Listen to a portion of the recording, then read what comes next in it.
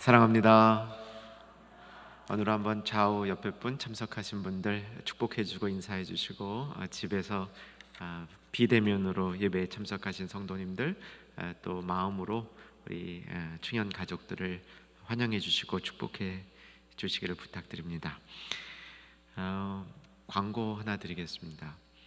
정부 시책이 이제 발표되어서 다음 금요일부터는 아마 금요 집회는 이 본당에서 오실 수 있는 분들은 다 오셔서 예배 드릴 수 있을 것이라고 추정이 됩니다. 다음 금요일부터는 우리가 또 이 비대면 코로나와 함께하는 시기 끝나고 이제 코로나와 함께하는 시기를 준비하는 기도회를 가지려고 합니다. 말씀을 듣고 그 말씀에 이제 기반을 두고 우리 온 성도님들이 함께 열심히 기도하는 시간 갖기를 원하는데, 그동안 참석하지 못했던 우리 충현 가족들, 특별히 함께 기도하기를 원하는 분들, 또 여러분들의 기도를 보태서 온 충현 교회가 코로나와 함께하는 시대를 잘 준비하기를 원하는 성도님들은 힘을 내서 다음 금요일부터는 이 본당을 좀 찾아주실 수 있기를 기대합니다. 자, 오늘 말씀으로 들어가겠습니다. 벌써 몇 주가 지나서 이 흐름을 좀 잃어버린 것 같습니다. 그래서 오늘 좀 이 대목에 관한, 우리가 어디에 말씀이 현재 있는가에 관한 부분들을 같이 살펴보고 오늘 말씀을 추가적으로 다루려고 그럽니다. 여러분들은 인생 경험을 하시면서 내 인생이 내가 계획한 대로 착착 진행이 된다고 생각을 하십니까? 아니면 계획한 것 같이 않은 방향으로 흘러간다고 생각하십니까? 이 두 가지 중에 여러분이 경험한 여러분의 인생은 어떻습니까? 바울은 예루살렘에 올라갈 때 큰 꿈과 계획이 있었습니다. 예루살렘 교회가 어려운데 바울이 개척했던 여러 교회로부터 헌금을 모아가지고 또 사랑을 담아서 그 교회들을 섬기는 여러 일꾼들과 함께 예루살렘에 올라가면 큰 위로가 되고 예루살렘 교회에서 자신들을 환영해 줄 거라고 기대를 했습니다. 그런데 막상 바울이 예루살렘에 올라가서는 큰 곤혹을 치르게 되죠. 붙들린 겁니다. 이 붙들려서 상당 기간을 이 억류된 상태에서 재판을 이어가는 그런 시간을 맞이했는데, 바울이 그런 시간을 쭉 경험하면서 내가 계획한 것보다 하나님의 계획은 훨씬 더 오묘하고 큰 것이었다라는 깨달음을 갖게 되는 겁니다. 자신이 변호해야 되는, 재판을 받으면서 변호해야 되는 그 시간에 내가 옳다라고 주장을 하는 시간 아닙니까? 그런데 바울은 내가 옳다고 주장하는 그 주장이 하나님이 옳으시다, 예수님이 옳으시다, 이것을 설명할 수 있는 아주 좋은 기회임을 알게 된 것이죠. 그래서 자기를 변호하는 시간이 하나님을 변증하고 복음을 변증하는 시간으로 바뀐 겁니다. 그러면서 바울이 깨달은 게 있는 거죠. 내가 예상하지 않았던 방향으로 인생이 흘러갈 때 그때 할 수 있는 일이 뭔가? 그때 할 수 있는 일이 그 사실과 내가 원치 않은 상황과 내가 원치 않게 맞이해야 되는 그 사실과 하나님이 관계 없는 것이 아니라 관계 있게 만들면 이때 복음이 역사한다는 사실을 깨달은 겁니다. 여러분, 하나님의 사람으로, 말씀을 사모하는 사람으로 우리의 이 신앙의 성숙함이 내가 어떤 상황에 있든지 간에 그 상황을 하나님과 상관 있는 것으로 바꾸어 갈 수 있는 그런 이 총명과 지혜가 있는 성도 되시기를 주 안에서 소망합니다. 이 바울이 그렇게 자신의 변론의 기회를 놀라운 복음 증거의 복음 변증의 시간으로 삼았는데, 이 사도행전에는 24장, 25장, 26장까지가 그 내용인 거죠. 23장부터 시작되고 22장에서 말문을 열어서 이 기간 동안 바울이 계속 이 변증을 하고 있는 것이죠. 이제 오늘 이 말씀이 끝나고 나면 아마도 이 사도행전 27장하고 28장 두 장이 남게 되는데, 이 사도행전이 총 28장입니다. 제가 충영교회 부임하고 1917년 7월부터 제 기억이 맞다면 사도행전 강해를 시작했는데 아직도 못 끝냈습니다. 27장하고 28장은 아마 2022년으로 넘어갈 것 같습니다. 한 7% 남아 있습니다. 그래도 그거를 따로 시간을 충분히 내서 하는 게 좋겠다, 이런 판단입니다. 바울이 자신을 여러 사람 앞에 변호하는데, 이 사도행전에는 세 가지 이 변호의 기회가 있었죠. 첫 번째는 예루살렘의 성난 유대인들 앞에서 자신을 변호할 기회를 얻었고요. 두 번째는 벨릭스라는 로마 총독 앞에서 변호할 수 있는 기회를 얻었습니다. 세 번째는 오늘 본문이 들어있는 자리인데, 아그리빠 왕 기억나시죠? 헤롯 대왕 가문에 쭉 있는 헤롯 가문에 이제 그 당시에 그 분봉왕이라 그러죠. 유대인을 대표하는 왕이었습니다. 로마가 다스리기는 했지만 로마가 다스리는 방법 중에 하나는 이 소수민족들을 다스릴 때는 소수민족의 지도자도 큰 이 법적인 로마 법에 해당하는 중요한 이런 일들 이외에 풍습에 관련된 것들은 그 왕이 다스리도록 그렇게 일종의 자치권을 허락해 준 거죠. 그래서 헤롯 가문의 쭉 그 아들, 손자, 증손자가 계속해서 이 분봉왕이 되는데, 아그리빠가 그 증손자로 이 당시에 유대인의 왕이었죠. 그래서 아그리빠 왕이여, 이런 말을 붙이는 겁니다. 아그리빠 왕 앞에서 변호할 수 있는 기회를 가졌습니다. 지난번에 다 한 건데 내용이 좀 중요합니다. 그리고 내용이 좀 복잡합니다. 지난번에 시간이 좀 짧았습니다. 그래서 오늘 다시 보기를 충분히 하려고 합니다. 바울이 세 번의 기회를 사도행전에서 얻었는데 참 다 다른 문맥이죠. 성난 유대인들 앞에 참 어려운 설교였을 겁니다. 벨릭스 총독 앞에 로마 사람들에게 문화가 다른 환경 속에서 복음을 변증한 거죠. 세 번째, 아그리빠 왕은 한 반유대인쯤 되는데 그래도 유대인 문화에 익숙한 사람입니다. 오늘 본문에서 본 것처럼 선지자를 믿으십니까? 바울이 그렇게 얘기했을 때 난 안 믿어, 이렇게 말할 수가 없는, 유대인들은 선지자를 안 믿는다 그랬을 경우에 심각한 문제가 일어나니까 그 선지자를 믿고 있는, 적어도 형식적으로라도 선지자를 받아들이고 있는, 그래도 복음을 증거할 수 있는, 하나님을 논할 수 있는 대상이 아그리빠였다. 이렇게 다양한 측면에 있는 변증을 하게 되는 것이죠. 자, 우리 지난번 말씀하고 연결되어서 지난번에 다 못 다룬 것을 살펴보고 오늘 이제 본문으로 오려고 합니다. 자, 14절, 사도행전 26장 14절로 가보시기 바랍니다. 우리가 잘 알고 있는 것이죠. 바울이 다메섹 도상에서 예수님을 만나고 회심하는 장면이죠.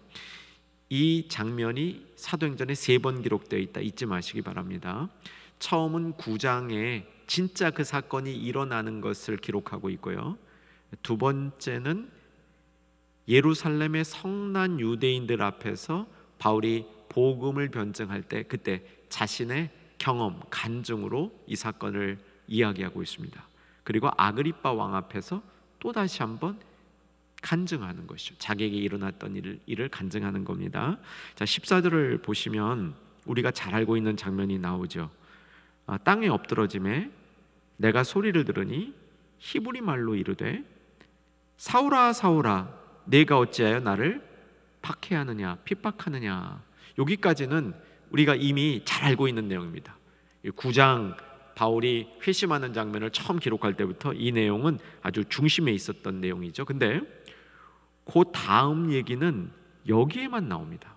그래서 이제 지난번 이 본문을 다룰 때 이 부분을 좀 중요시해서 다뤘는데 그때 다 충분히 못 다뤘습니다. 자, 무슨 내용이 있는지 한번 보시기 바랍니다. 나를 박해하느냐, 그 다음에 빨간 글씨만 읽겠습니다. 준비되셨죠? 시작.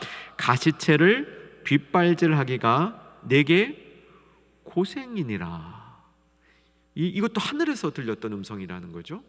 가시채를 뒷발질하는 것이 내게 고생이니라. 이 말씀을 지난번 이 말씀 때 좀 길게 다뤘습니다. 근데 오늘 세 가지로 다시 한번 요약해서 우리가 좀 더 분명하게 이 말씀을 기억했으면 좋겠습니다. 가시채를 뒷발질한다는 거 모습은 이미 다 설명을 드렸습니다. 이 멍에 매인 짐승이 이 짐승을 인도하는 사람이 원하지 않는, 그러니까 짐승이 자기가 원하는 방향으로 가거나 아니면 좀 빨리 가기를 원하는데 천천히 가거나 그러면 어떻게 한다고요? 가시채, 그러니까 끝에 막 따끔따끔한 거를 다룬 회초리 같은 거죠. 이걸로 엉덩이를 때린다 이거죠. 그러면 맞으니까 아프잖아요. 그래서 맞은 다음에 의미 없이 뒷발질, 나 싫어 왜 때려, 그런 식으로 뒷발질하고 있는 그런 모습이죠. 그러면 이 뒷발질하는 동안에 자기가 편해지는 게 아니라 더 고생스러워지는 거죠. 멍에도 매여 있죠. 한 대 더 맞죠. 결국은 의미 없는 반항을 하고 있는 그 상황을 가시채를 뒷발질하는 인생이다, 이렇게 설명을 한 것이죠. 부활하신 예수님이 보니까 이 바울 인생이 이 짓하고 있는 인생이었다, 이렇게 설명하는 겁니다. 가시채를 의미 없이 뒷발질하는 거, 당시에 정확히 예수 믿는 사람들을 핍박하러 다니는 그 모습이 의미 없는 바보스러운 일을 하고 있었다, 이렇게 가시채를 뒷발질하는 것이 내게 고생이다. 부활하신 예수님이 바울에게 들려주신 음성의 일부였다는 것이죠. 그래서 우리 자신을 이 말씀에 근거해서 돌아보기를 권면해 드렸습니다. 나의 인생도 가시채를 뒷발질하는 인생은 아닌가. 하나님이 나를 부르신 곳이 있고 하나님이 나를 사용하시려는 이 방법이 있는데 내 생각, 내 고집을, 내 인생을 내 멋대로 살려고 이렇게 나가는 그런 인생, 그러다 보니까 힘든 거죠. 하나님이 가만 안 두는 거죠. 멍에로 묶여 채찍도 때리고 아픈 거죠. 뒷발질 해보는 거죠. 의미 없습니다. 그렇다고 자기가 원하는 대로 갈 수 있는 것도 아닌데. 이런 우리의 인생의 모습이라면 바울에게 들려주었던 이 예수님의 음성이 우리에게도 아주 의미 있는 음성이 될 거라는 교훈입니다. 여러분, 이 시간에 다시 한번 돌아보시길 바랍니다. 나의 수고가 정말 주님이 인정해 주시는 수고가 될 수 있기를 주 안에서 소망합니다. 내가 받는 고통이 의미 없는 나의 고집 때문에, 나의 우매함 때문에 뻔한 일을 고집부리다가 당하는 그런 고통이 아니 되기를 주 안에서 또한 권면해 드립니다. 그런데 이 말씀은 바울이 왜 증언하고 있냐면, 내가 이렇게 가시채를 뒷발질하는 것처럼 바보 같은 삶을 살았는데 혹 내 설교를 듣고 있는 니네들은 아그리빠 왕 그리고 베스도 총독, 너도 이렇게 가시채를 뒷발질하는 바보 같은 일을 하며 살고 있는 거 아니니? 라고 자신의 경험에 빗대어서 이 말씀을 듣고 있는, 실제로 자기를 심판하고 있는 권세자들에게 바울이 이 얘기를 간접적으로 찌르고 있는 겁니다. 너희 인생도 가시채를 뒷발질하는 것이 아니냐라고 도전을 하는 거죠. 아마 아그리빠 왕도 도전을 받았을 것 같아요. 베스도 총독도 도전을 받았을 것 같습니다. 그러면서 거기 이제 한 가지 더 바울이 정말 담대하게 선포하고 있었던 것이 있었는데, 내가 전에 예수 믿는 자들, 예수님의 교회를 핍박하려고 해봤는데 말짱하거더라. 너희도 혹시 그런 생각을 갖고 있으면 꿈도 꾸지 말아라. 이런 경고까지 이 말씀에 포함되어 있다라고 볼 수 있겠습니다. 자, 그 다음으로 넘어가면 바울이 반응하는 겁니다. 15절, 내가 대답하되 주님 누구이시니까? 주께서 이르시되 나는 내가 박해하는 예수라. 이것도 우리가 잘 알고 있는 장면이죠. 저는 이 부분 너무 많이 이렇게 살펴봐가지고 아주 친숙합니다.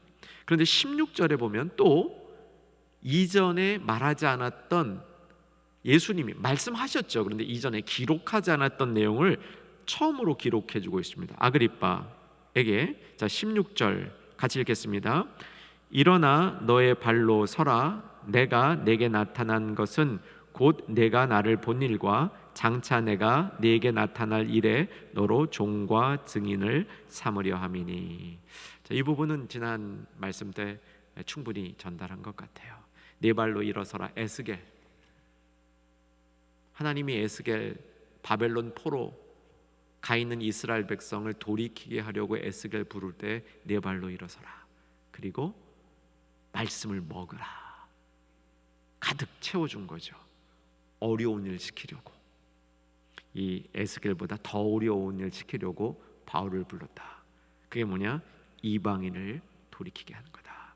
유대인뿐만 아니라 이방인을 돌이키게 하는 일을 위해서 바울을 불렀다. 그게 이제 17절에 나오는 겁니다. 자, 17절 읽겠습니다. 이스라엘과 이방인들에게서 내가 너를 구원하여 그들에게 보내요. 자, 이제 18절이 또 새로운 내용이에요. 18절이 새로운 내용인데 18절 내용도 계속 읽겠습니다. 그 눈을 뜨게 하여 어둠에서 빛으로 사탄의 권세에서 하나님께로 돌아오게 하고 죄사함과 나를 믿어 거룩하게 된 무리 가운데서 기업을 얻게 하리라 하더이다. 이 장면을 오늘 좀 지난번에 못 다뤘기 때문에 충분히 이 부분을 살펴보려고 합니다. 성경에 보면 예수님께서 제자들을 이렇게 파송하는 장면들이 몇 군데 나옵니다. 대표적인 게 사도행전 1장 8절이었죠. 부활하시고 부활하신 예수님이 40일간 사역을 하시다가 승천하기 전에 제자들 앞에서 이제 사도행전 1장 8절의 말씀을 선포해 주는 것이죠.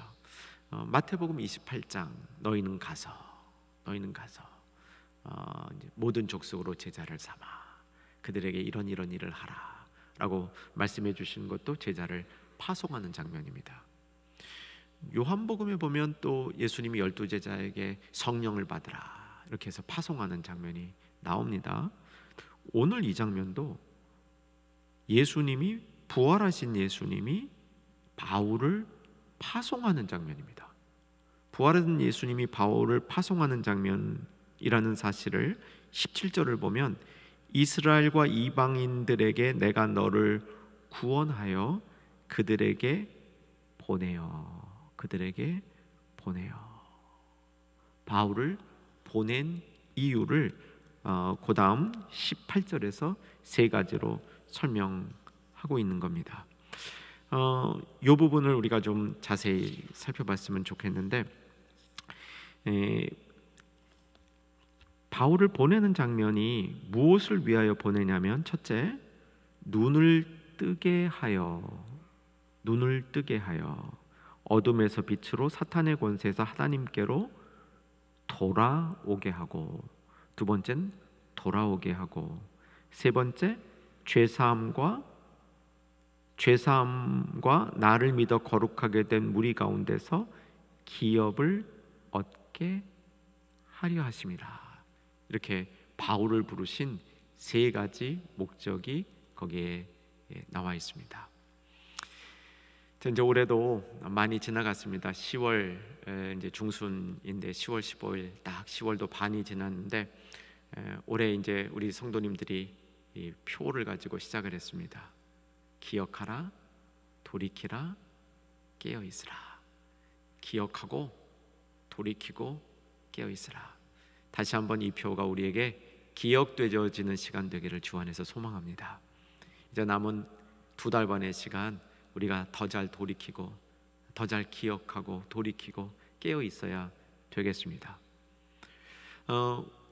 기억하고 돌이키고 깨어 있는 이 성도의 삶의 원형이 뭐냐면 우리가 처음 예수님을 만났을 때, 처음 예수님을 우리가 이렇게 알게 되었을 때, 그때 눈이 뜨인 겁니다.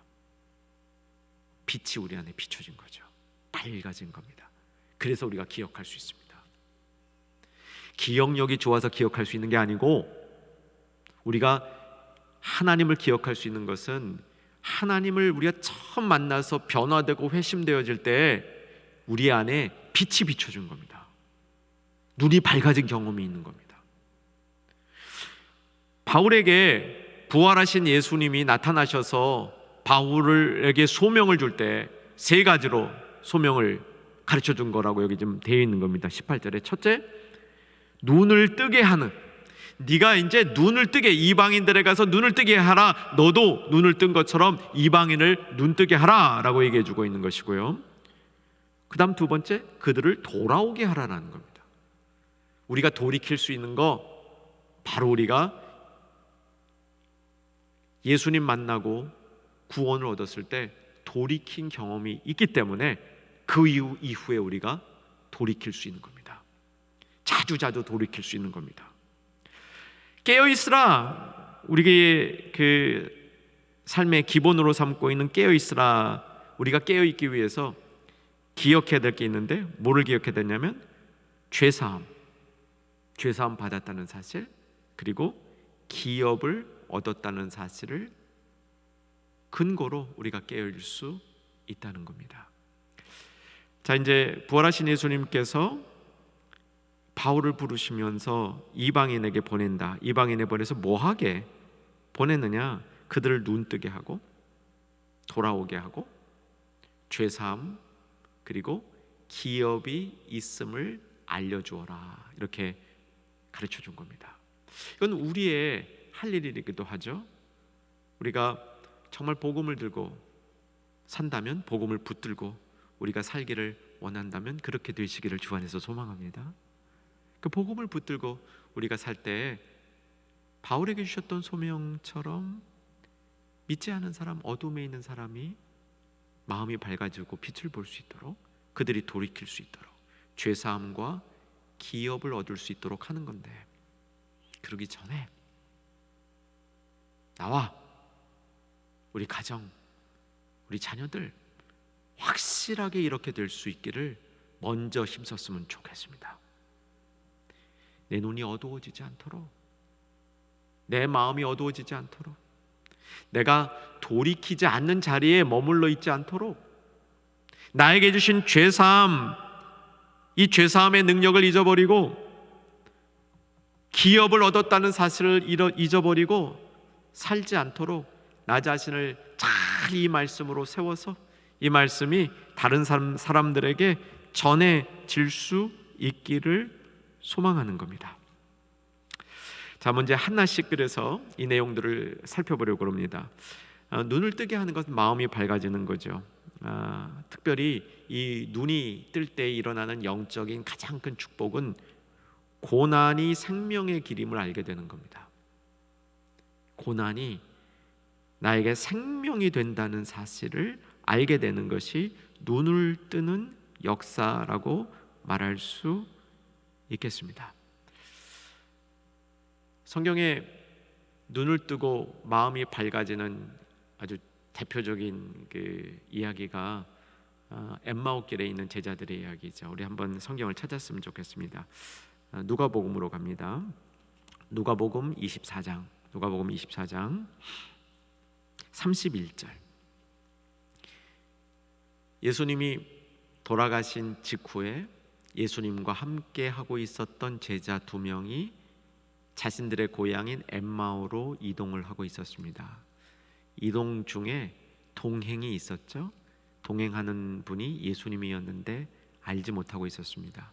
이제 해가 저물어서 이제 이 동행하는 자들은 자신들의 집에 도착했고 예수님을 모시고 집에 들어가서 음식을 잡술 때, 그 음식을 잡술 때 예수님이 축사를 하셨죠.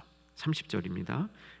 음식을 잡수실 때 떡을 가지고 축사하시고 떼어 그들에게 주시니, 31절 같이 읽겠습니다. 그들의 눈이 밝아져 그인 줄 알아보더니 예수는 그들에게 보이지 아니하시는지라. 근데 그 순간에 눈이 밝아지니까 32절에 눈이 밝아지는 순간에 깨달은 것이 생겼습니다. 자, 32절도 읽겠습니다. 그들이 서로 말하되 길에서 우리에게 말씀하시고 우리에게 성경을 풀어주실 때 우리 속에 마음이 뜨겁지 아니하더냐 하고, 32절 곧 그때로 일어나 예루살렘으로 돌아가서 34절 증언하기 시작합니다. 주께서 과연 살아나시고 시몬에게 보이셨다 하는 증언이 있으니까 35절 두 사람도 길에서 된 일과 예수께서 떡을 떼심으로 자기에게 알려진 것을 말하더라. 이렇게 기록이 되어 있습니다. 사랑하는 여러분, 이 눈을 뜨고 마음이 밝아지게 되면 이들은 이탈했던 자리에서 있어야 할 자리로 가게 됩니다. 오늘 저녁에 다시 한번 우리의 눈이 밝아질 수 있기를 주 안에서 소망하며 기대합니다. 우리 어두워졌던 눈이 밝아질 때 연약해졌던 마음이 다시 강건해집니다. 실망했던 마음이 다시 힘을 얻게 되는 것이죠. 그래서 자기가 있어야 될 자리로 돌아가게 되고 있어야 될 자리에 돌아가게 돼서 제자로서의 삶을 살기 시작하게 되는 것이죠. 자, 이것을 두 영역에서 이제 이제 두 번째로 가게 되면 돌아오게 되는 역사가 일어나는데, 이 돌아오게 되는 것을 어둠에서 빛으로, 사탄의 권세에서 하나님께로 돌아온다라고 얘기를 합니다. 이 돌이키는 것은 사실은 빛으로 나아가는 겁니다. 이 빛에 대해서 우리가 좀 오늘 저녁에 이 빛에 대해서 좀 더 깨달을 수 있기를 소망하는데, 이사야서의 주제가 빛의 신학이라고 볼 수 있습니다. 이사야서에는 많은 주제가 나오는데 그중 하나가 빛을 다루게 되는데, 사랑하는 여러분, 우리가 정말 돌이킬 때 이 돌이키는 것은 빛으로 나가는 겁니다. 성경에 나오는 빛의 얘기들을 간단히 정리해 보면 빛 그 자체가 생명이라고 얘기하죠. 창세기에 보게 되면 하나님이 빛을 통해서 낮과 밤을, 빛과 어두움을 분리하셨죠. 예수님께서 이 땅에 오셨을 때 요한복음은 그 빛이 이 땅에 비추어진 것을 생명이 이 땅에 온 것으로 이야기하고 있죠. 그래서 이방인들을 돌이킬 때 어둠에서 빛으로 돌이키게 하라, 사탄의 권세 아래서 하나님께로 돌이키게 하라라고 바울이 소명을 받지 않았습니까? 우리에게 적용해 보자는 거죠. 우리의 이 삶의 빛에서 어둠으로 옮겨지는 역사가 계속해서 일어나고 있어야 됩니다. 그러기 위해서 이 빛이라는 것이 빛이 생명임을 깨달아야 됩니다. 빛 가운데 생명이 있음을 알아야 되는 것이죠. 그리고 빛이 비추어질 때, 빛이 비추어지는 그 자리에는 어둠이 물러가는 역사가 일어납니다. 어둠이 물러가는 역사가 일어날 뿐만 아니라 빛을 받은 성도들은 하나님의 근본적인 모습을 볼 수 있게 됩니다. 하나님의 아름다움을 볼 수 있고, 하나님의 선하심을 볼 수 있고, 하나님의 진실됨을 볼 수 있습니다. 이게 빛의 역사이죠. 빛이 생명이 있다는 것은 빛은 어둠을 물리치는 힘이 있을 뿐만 아니라 하나님의 본질을 보게 하는 능력도 빛 가운데 있다고 말할 수 있습니다. 다시 한번 오늘 본문으로 돌아가서 사도행전 26장으로 가주시고요. 사도행전 26장, 오늘 본문에서 빛에서, 어둠에서 빛으로 이동한다라고 말하고 있습니다. 26장 18절, 어둠에서 빛으로 사단의 권세에서 하나님께로 돌아오게 하고, 어둠에서 빛으로 움직여져야 됩니다. 그냥 빛을 비춤만 받으면 안 되죠. 빛이 우리에게 비추어질 때 그 빛은 어둠을 물러나게 하는 그런 그 축복을 주게 되는데, 어둠만 물러나는 것이 아니라 이 빛을 통해서 우리가 빛으로 옮겨지는 그런 이 축복을 받아야 됩니다. 빛으로 옮겨지게 될 때 빛에 속한 사람이 되는 것입니다. 이제 두 번째, 어둠에서 빛으로 사탄의 권세에서 하나님께로 돌아오게 하고, 그 다음 죄 사함을 얻게 하며 믿는 자들 속에서 거룩하게 된 무리 가운데서 기업을 얻게 한다라고 가르쳐 주고 있습니다. 자, 바울이 받았던 세 번째 소명은 죄 사함을 전하는 것과 기업을 얻게 하는 것이었습니다. 이 죄 사함이라는 말은 사실은 이 사도행전 전체를 보게 되면 죄 사함의 의미가 조금 더 독특하게 나타납니다. 이 죄 사함은 우리가 구원을 받았다라는 것을 대표하는 일종의 제유법이라고 그러죠. 제유법으로 죄 사함을 말하고 있습니다. 이런 얘기죠. 한국이 일본을 이겼다. 축구에서 이긴 거라고 가정하십시다. 근데 한국이 일본을 이겼다라고 얘기를 합니다. 한국이 일본을 다 이긴 건 아니죠. 축구에서 이긴 겁니다. 그런데 축구라는 축구라는 하나의 이 대표적인 이 운동 시합에서 일본을 이긴 걸 가지고 한국이 일본을 이겼다라고 얘기할 수 있는 거죠. 축구도 모든 게임에서 다 이긴 게 아니죠. 국가 대표끼리 했던 그 시합에서 한국이 일본을 이긴 겁니다. 그런데 우리가 말할 때는 한국이 일본을 이겼다라고 얘기하는 겁니다. 축구가 전체를 대표하는 하나의 운동으로서 받아들여졌기 때문이죠. 이 죄사함을 얻는다는 것은 신앙에 있어서 신앙의 가장 핵심적인 부분을 죄사함이라고 본 겁니다. 그래서 죄사함을 얻는 것이 구원을 얻는 것이다. 이렇게 구원을 대표하는 것으로 죄사함을 죄사함을 이해하고 있는 것이죠. 자, 두 번째, 기업을 얻게 한다라고 얘기를 하는데, 이 기업을 얻는 것도 사실은 구원을 얻는 것과 동일한 의미입니다. 여러분, 기업은 약속에 근거해서 받게 되는 겁니다. 약속에 근거해서 우리는 기업을 얻습니다. 기업은 약속을 통해서 구원받은 성도들에게 그 기업 안에서 하나님의 통치를 이루라고 허락해 주신 특별한 선물입니다. 약속 없이는 우리가 기업을 받을 수 없고요.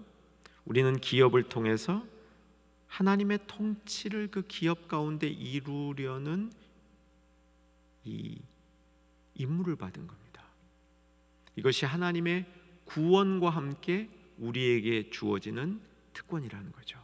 그래서 구원을 받았다는 사실을 죄사함을 받았다는 그 표현과 이어서 기업을 얻었다는 표현으로 연결해서 구원받은 것을 보여주고 있습니다. 자, 이제 이 부분을 이제 정리하고 다음 부분 간단히 설명하고 오늘 말씀을 맺겠습니다.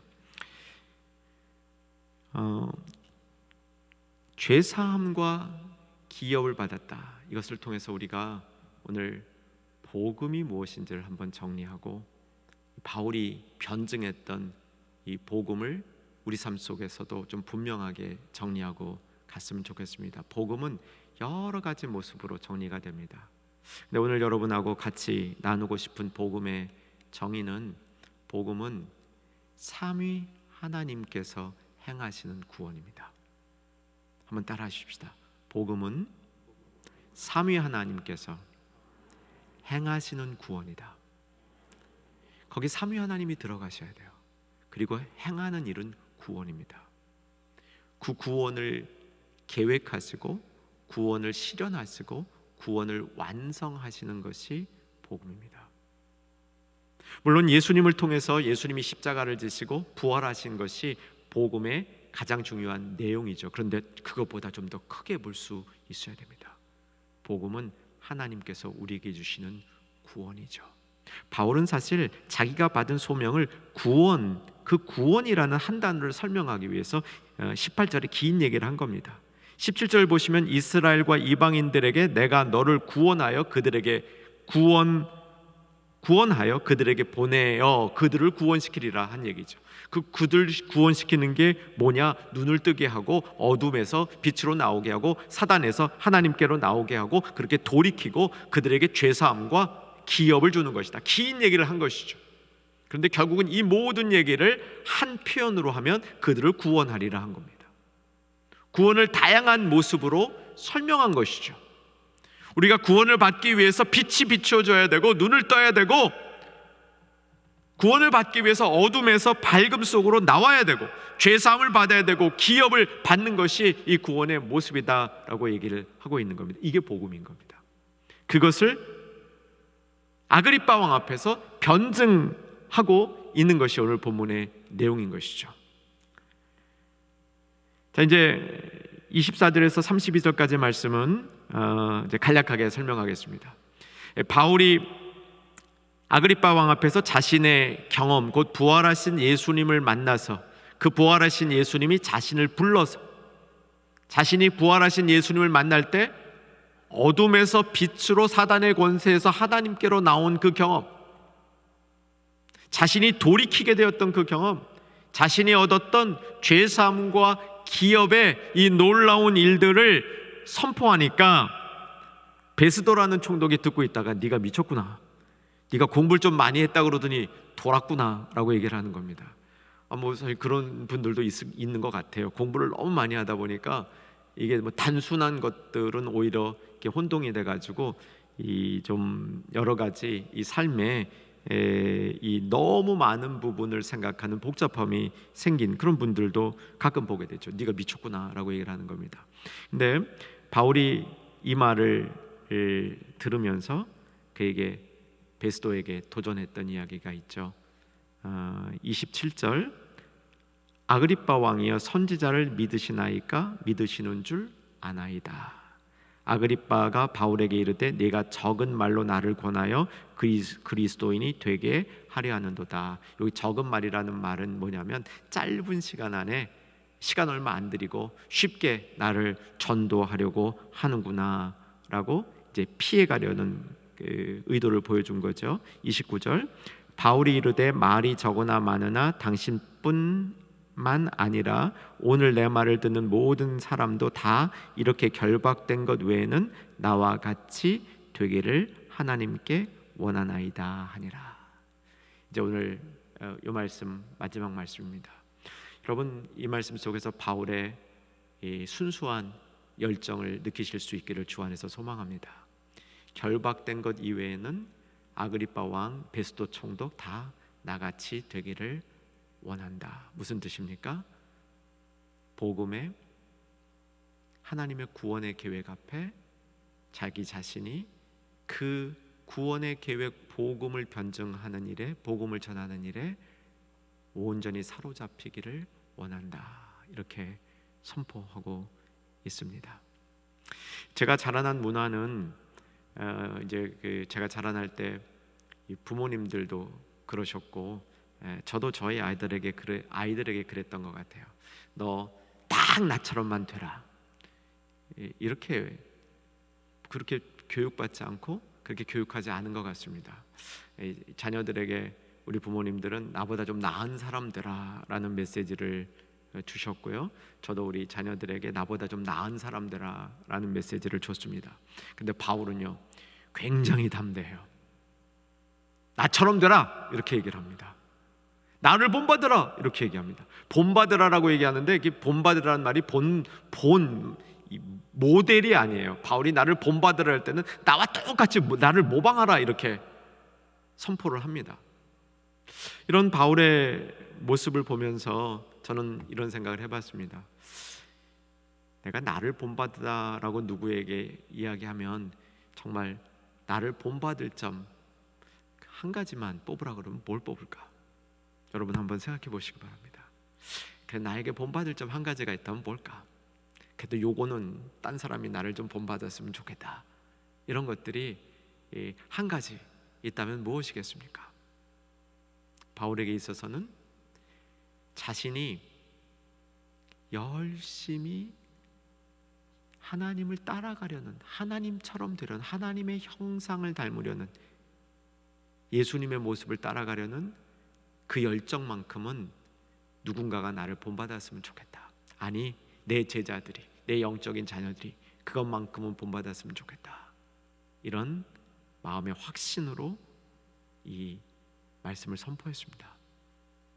그가 또 자신을 본받으라 했을 때 그 본받아야 될 내용은 하나님의 은혜가 그에게 임해서 그가 변화된 사실, 하나님의 은혜가 나 같은 죄인을 변화시킬 수 있다면 누구라도 변화시킬 수 있다는 하나님의 은혜가 역사한 흔적을 본받으라고 얘기를 합니다. 오늘 이 바울의 마지막 아그리파 왕 앞에서의 이 변증을 정리하면서 그가 담대히 선포했던 결박된 것 이외에는 나와 같이 되기를 원합니다.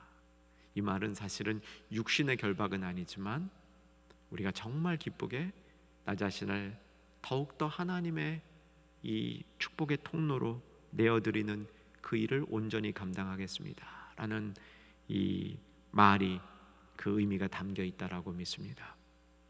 사랑하는 모든 충현의 가족들, 바울의 이 열정을 우리 삶 속에 조금 더 기억해 봤으면 좋겠습니다.